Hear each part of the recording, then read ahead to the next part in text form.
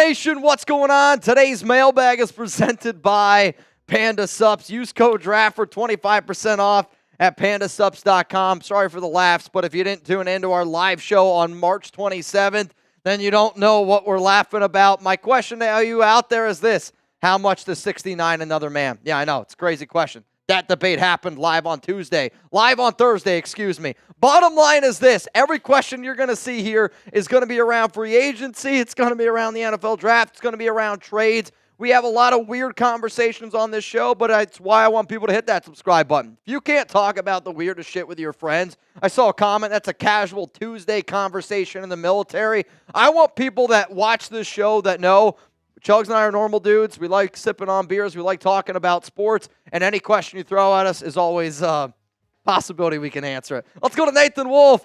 What are the odds you think a team trades up for Genty? I would say that I don't usually think that teams trade up for a running back, but this could be a year that you could see it end up going down. Teams to keep an eye out for. The New Orleans Saints, they had their running back coach at Genty's combine, or at his pro day. Also, I think the Dallas Cowboys are a team to keep in mind. I'll actually also throw out the Chicago Bears. The Bears, based on some of the moves that they made, they really bolstered that offensive line. I would say Chicago, the Saints, and the Cowboys, I think, could potentially move up. Let's go to Preston Rodriguez. Not trying to overreact, but we need Armin Membu as our first-round pick. If you're somebody that believes in building in the trenches, then I would also say that Membu is probably the pick. You could put him at right tackle. I also don't hate the idea of going out and drafting somebody like Will Campbell and putting him at left guard if you're a little bit concerned about his arm length, which I don't know how we have all these different arm lengths on one person. I don't think it's all that difficult to measure your length. What did I say? Armin Membu, Will Campbell. Campbell's arms are short. Armin Membu's long, which I don't know if I should say. Yeet! If Travis Hunter falls to us, do we take him or trade back? If Travis Hunter falls to you at pick 6, you take him. And you take him because not only do you need a receiver, you could use him definitely as a cornerback. I think he's going to be a better corner than a receiver in the NFL, though wide receivers do get paid more. If you're planning on going best player available, Travis Hunter, I would imagine, is going to be the best player available. If he falls to 6, the only way I would say maybe you don't is if there is a team that tries to trade up for him and they offer a boatload. If a team's trying to trade up and offer you a boatload, well, then I am team trade back every single time. Let's go to Darian. What up, man? If we draft Membu, do you think we'll slide DJ Glaze inside? It's what I would do. I would put Membu at right tackle. What I would personally consider is, maybe you kick DJ Glaze over to right guard, and then reminder, you still have Dylan Parham. He played left guard his first few seasons with the Raiders. I would just kick over Parham to left guard, then you have Jordan Meredith to back him up. You have Alex Kappa to be able to back up Glaze just in case that doesn't work out the way that you were hoping. But if your objective is to get the best players on the football field, Membu's the best right tackle in this year's class, and quite frankly, I actually don't think it's all that close. And that's the biggest weakness right now on this Raiders offensive line. If you're a believer in building in the trenches, I would go Armin Membu. I would also consider, like I said, Will Campbell. Let's go to the next one coming in here. Carlos, how many UNLV players get drafted by the Raiders? I mean, I would set the more or less at 0.5. I know that Ricky White, he's the receiver from UNLV. He didn't run the best 40 time. But he literally said just the other day that he would love to stay here in Las Vegas and would love to be a member of the Raiders. I would say also the linebacker, what's his name? Woodard. He's somebody that the Raiders have talked to and have met with at the Combine. Also, since he is in at UNLV in Las Vegas, you don't have to have a top 30 visit. I would say that Woodard and then Ricky White would be the top 2 players off the top of my head right now that I would say could be drafted by Las Vegas. Let's go to Daniel Meeker. I've wanted the Raiders to get Genty all through the season. Now I'm concerned the Giants will get him since they've signed Jameis Winston and Russell Wilson. I don't think that at all. And quite frankly, I don't see why the Giants would, considering what just happened with the whole Saquon Barkley situation. I would say the Giants, based on what I've heard from Marshall talk about, Abdul Carter or Travis Hunter, because you got to go best player available. It sounds like Cam Ward's going to go number 1 overall. We'll see what the Browns do, but I would say after, Genty's a phenomenal prospect, but Genty isn't in that, I would say, Abdul Carter, Travis Hunter, best player available conversation, and based on what the Giants did, that's a team that needs to win right now. I think they go that route. Let's go to Raider Rob, 1969. Should we get safety Justin Simmons? Heard we might grab him. I like the idea of going out and getting Simmons. Like, I look at this Raiders defense right now, and I would say the biggest weakness that we have from top to bottom is free safety. And I like, our safety room, but we don't have a true center fielder out there. Simmons is getting up there in age at 31. He played at, $8 million last year, 1-year prove-it deal. I would absolutely do that again. Justin Simmons at safety? Yeah, I'm on board. Let's go to Peter Jones. What up, Peter? Mark had dinner with Arch Manning. Is he the plan?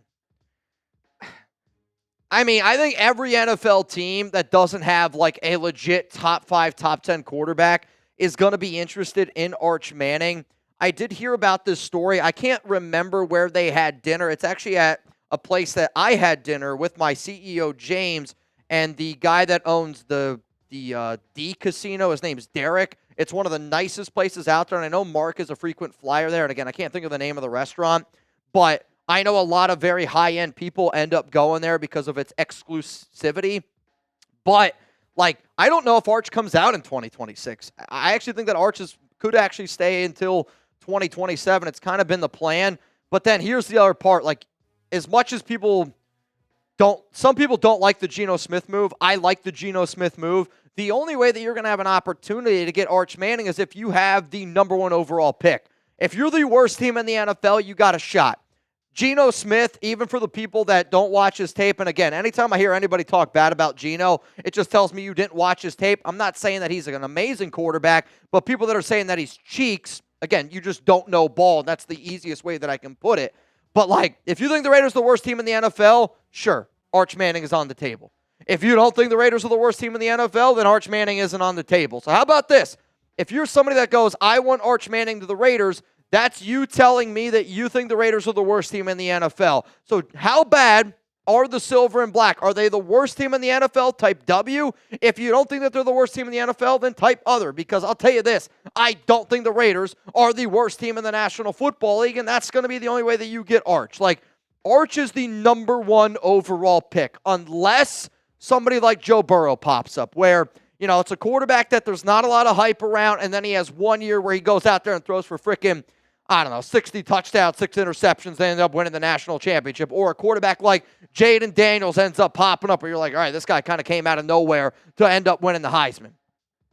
Arch is going to be the number 1 overall pick. I'd be shocked if it didn't happen. If you're a real one, spam real one down below. You're probably already a part of the Noti gang as well. If you don't know what the Noti gang is, these are people that I know are subscribed, people that I know have their notifications turned on, and people that are looking for Raiders coverage 365 days this season. I got to show some love to the Noti gang. We got Raider Jake. We got Matt R. Matt Fluhey. Just win, baby. Seriously, from the bottom of my heart, thank you guys for seriously hitting that notification bell, for showing me and for showing Chugs and everybody here at Chat Sports what a real one is all about. Let's go to Red Eye Nation. We need Genty, Campbell, or Membu. Come one, or drink one, Mitch. You know what, Red Eye? I know. That says, come one, drink, Mitch. That's literally what it says. Red Eye Nation, cheers to you. I am on the idea of, if you told me the top 4 players that I want the Raiders to take at number 6, Membu, Campbell, Genty, Teteroa, McMillan. But what I would rather over all those, I am team trade back. Red Eye Nation, cheers to you, bro. Speaking of trade back, Gutierrez, what up, man? What is the number 6 pick trade back worth? It just depends who's trading up. If it's the Saints, you might only get a 3rd-round pick just because it's a little bit lower of a value. If it's the Bears at number 10, maybe you get a 2nd. I don't really know. I'd probably say you're probably only going to get a 3rd there as well. If you're like the Dallas Cowboys, then you better get a 2nd-round pick. Though, I do wonder if there's going to be teams out there, because next year's draft is considered...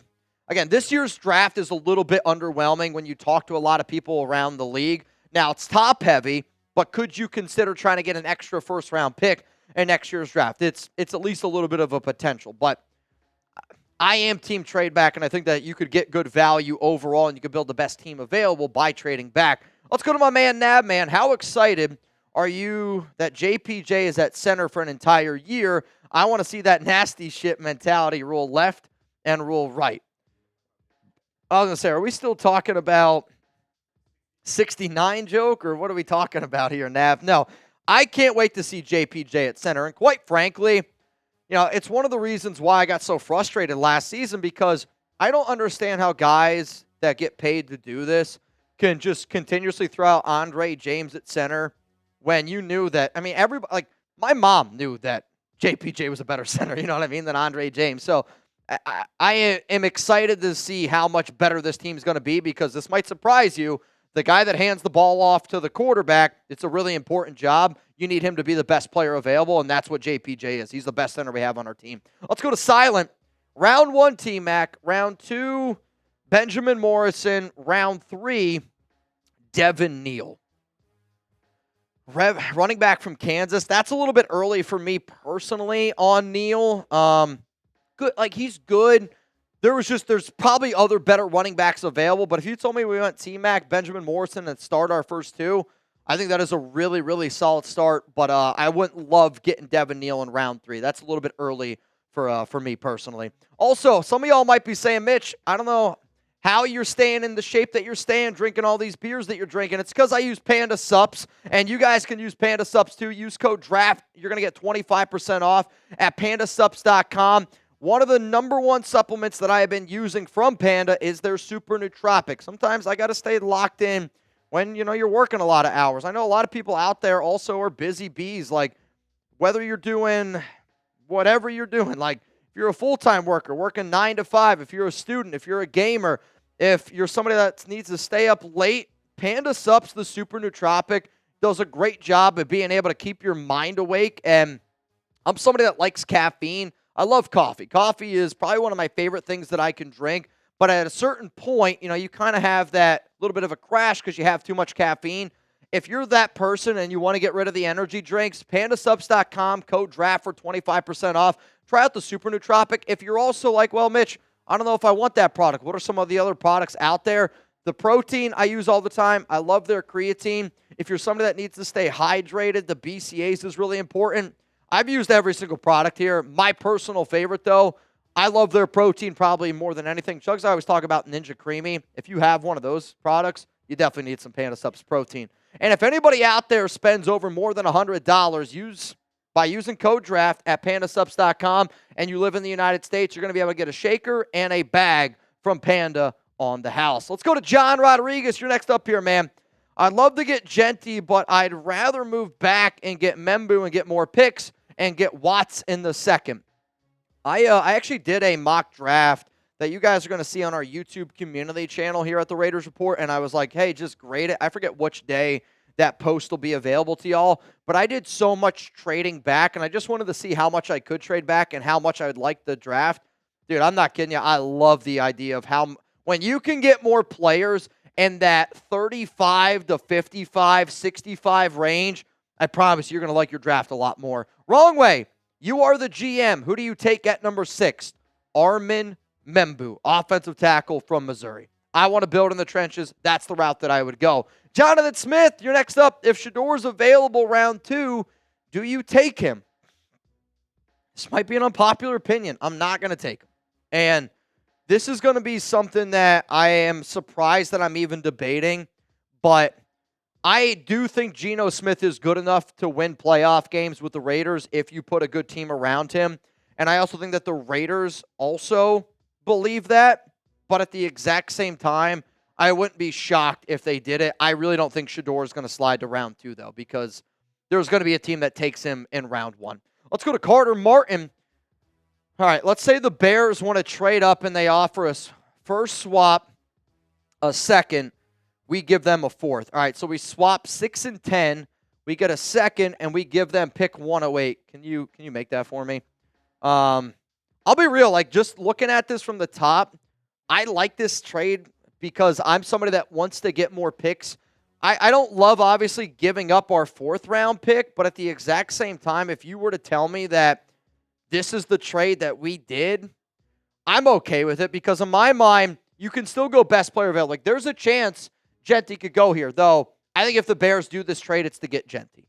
I think if they do this trade, it's probably to get Genty. Like, you could still get a Will Campbell, an Armin Membu, a Teteroa McMillan. Maybe you're looking at then like a Will Johnson, a Jade Barron, but I actually think I would do this trade here. I like the value a lot in that. Who wins this deal? Let me know down below. Type LV for the Raiders, or if you think the Chicago Bears ended up winning this one, type CHI. But again, I'm saying up here, I think if you do this trade, the Bears are going up to get Ashton Jeanty because they built that offensive line. They need another running back. So if you want Jeanty, you're probably not going to be on board for this. But who knows? Maybe Chicago is going up to get another player that we don't know that they like a lot. Let's go to Rustin Long. What up, nation? Mitch, how about trading back to 9, grabbing an extra second, and then back to 12 to grab another second, plus whatever other picks they offered, how happy would you be?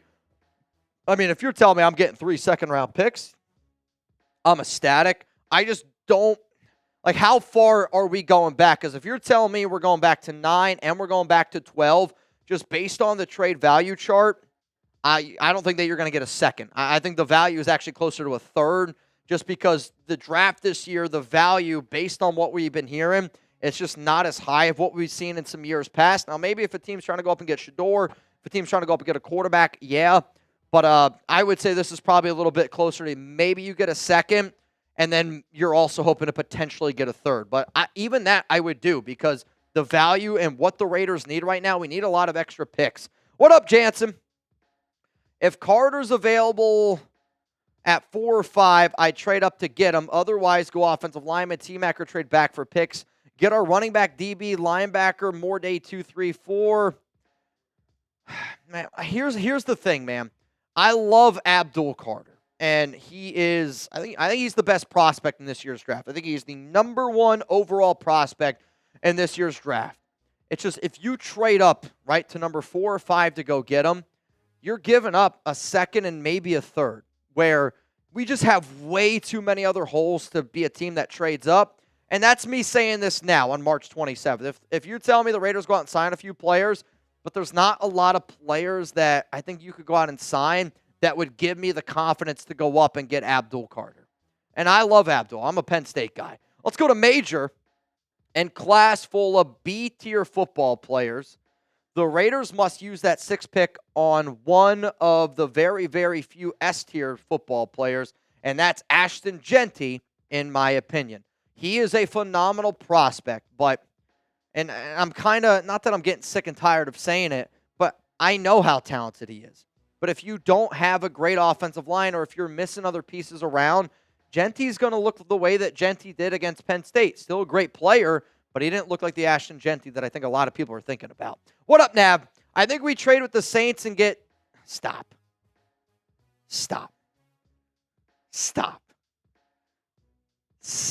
I know you're just joking, and you're pulling my leg. Though, I'll tell you this right now.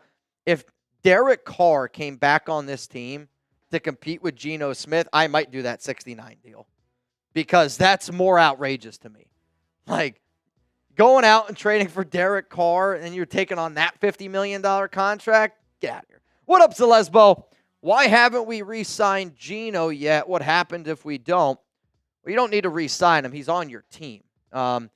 He's on the team this year for the Raiders at a $31 million cap hit. The extension's going to come. Like, when you listen to a lot of the reports out there, the Seahawks traded Geno to the Raiders because of that relationship. But then also on top of that, like, there's no rush, because Geno knows the relationship he has with Pete, and they know that a deal will ultimately end up getting done. I don't know if it happens now. I actually have heard from a few sources that the Raiders could end up doing it, like, after the draft, because if you get the deal done with Geno before the draft, then you know that they're not going to take a quarterback. If I'm the Raiders and you want to have that, just, again, checkers and chess type of mentality, you don't give Geno a long-term extension. You make teams think that you're going to take Shador at 6, when that's then going to make a team try to trade up for Shador and go get him where you're at.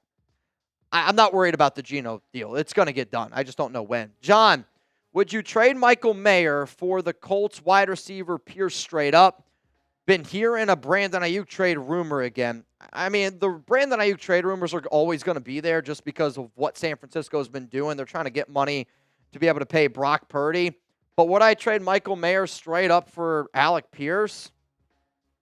This might be an unpopular opinion. I don't know if I would. Like, I know Michael Mayer can be a good tight end. I had Mayer ranked a lot higher. I think if the Pierce deal would have happened, it would have happened last year with Gardner Minshew since those two had a connection. But I'll be real. I actually don't think I would trade Michael Mayer straight up for Alex Pierce because both guys have 2 years left on their deal, I believe.